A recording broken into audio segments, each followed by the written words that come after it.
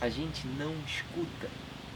Sei lá o que aconteceu ao longo desses tempos, que a gente perdeu a nossa capacidade de escutar. A gente está imerso numa organização cultural, social, que a gente foi construindo ao longo desses tempos, que preza muito mais pela fala do que pela escuta. E aí cria um desequilíbrio. Nós temos uma boca e dois ouvidos. Uma boca e dois ouvidos. É algo fisiológico. Nós somos projetados para que a gente escute mais do que a gente fala. E quando a gente sobrevaloriza o ato de falar, a gente cria um desequilíbrio. Porque a gente está constantemente tentando dar voz à nossa fala. Só que o mais interessante é que a voz, a potência da voz, a força da voz, ela não tem a ver com a capacidade de falar, ela tem a ver com a capacidade de escutar. Por mais paradoxal que isso pareça.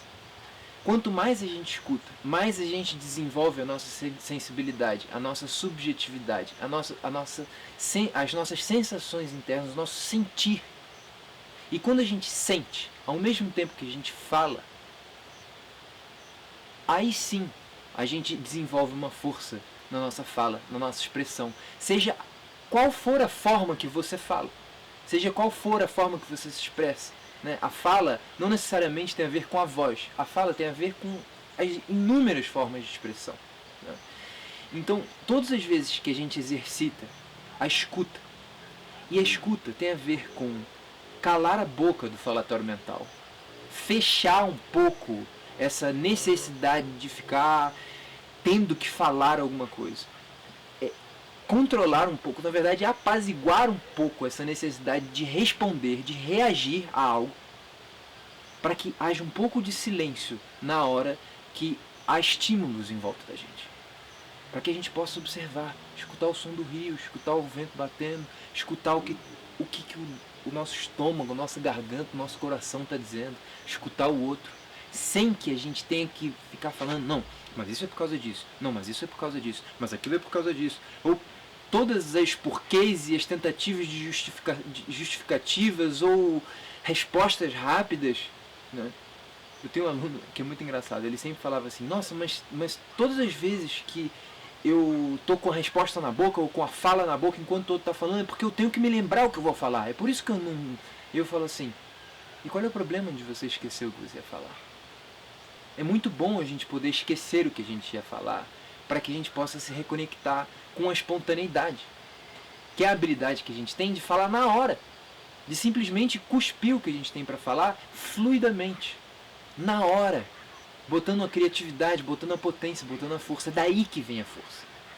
Só que a escuta proporciona o desenvolvimento dessa subjetividade interna, dessa sensibilidade interna, desse sentir.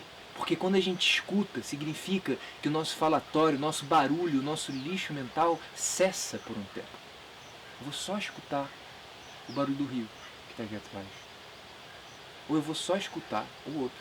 E é muito interessante que escutar não tem a ver com concordar ou discordar. Muita gente pensa assim, eu vou escutar ele, então quer dizer que eu tenho que concordar com ele? Não. A escuta ela pode acontecer independentemente de você concordar ou discordar. E esse é o motivo das guerras. É porque não há escuta. Né? Você fala, mas o outro quer provar que está certo. É uma briga, a guerra é uma briga para ver quem está certo o tempo inteiro. E nunca há quem está certo em pontos de vista diferentes, em desenvolvimentos culturais diferentes. Há pontos de vista, há forma, há perspectivas. Né? Então a escuta desenvolve essa coisa da percepção interna. Né? E quanto mais a gente desenvolve a nossa percepção interna, mais a gente desenvolve a força da nossa fala. É o contrário. Né? Quanto menos a gente fala, mais a gente desenvolve a força da nossa fala. Né? E quanto mais espontâneo a gente está, a gente também pode optar pelo tipo de ação que a gente quer ter. Porque o difícil é quando a gente reage ao que o outro está falando. Eu discordo. E aí o fato de você discordar com o outro faz com que haja um falatório, uma atividade mental tão grande que impede com que o outro esteja falando entre. e que você possa digerir e aprender com aquilo. Porque o falatório e a importância inteira que, né, essa atividade e esse hábito, essa necessidade da resposta automática, é uma necessidade, um hábito, ela faz com que não haja um aprendizado em relação à escuta do outro, ou à escuta do ambiente, ou à escuta do que quer que esteja acontecendo na sua volta, ou dentro de você. A gente está com muito barulho mental para que a gente escute o que o nosso corpo está falando. O que significa esse nó na garganta? O que significa essa ansiedade constante que a gente sente? O que significa essa angústia na minha barriga o tempo inteiro? Eu não sei. Eu vou só escutar ela. Talvez não tenha um porquê.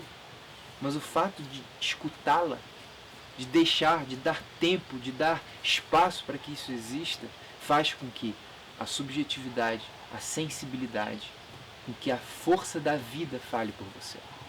Isso é muito incrível no desenvolvimento da expressão. Para mim, esse é uma das ferramentas mais imprescindíveis para o desenvolvimento da expressão. É a escuta. E lembrando, escuta não tem a ver com concordar ou discordar. Escuta tem a ver com parar e escutar.